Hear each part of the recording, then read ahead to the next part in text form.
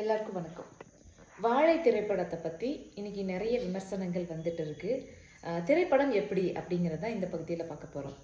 நிறைய பேர் கமெண்ட்ஸில் ரொம்ப எமோஷ்னலாக பேசுனதெல்லாம் பார்த்துட்டு எனக்கு பயமாக போயிடுச்சு. என்னடா போயிட்டு ரொம்ப அழுதுகிட்டே வருவோமோ, ரொம்ப மனசு வேதனைப்படுற அளவுக்கான காட்சிகள் இருக்குமோ, ரொம்ப காட்சி அமைப்புகள் ரொம்ப ஒரு மனிதனுடைய ஒரு எமோஷனலை பாதிக்கிற அளவுக்கு இருக்குமோ அப்படிங்கிற மாதிரி சில பயம் எனக்குள்ளே வந்துட்டு நான் படம் பார்க்க மாட்டேன் அப்படின்னு சொன்னேன்.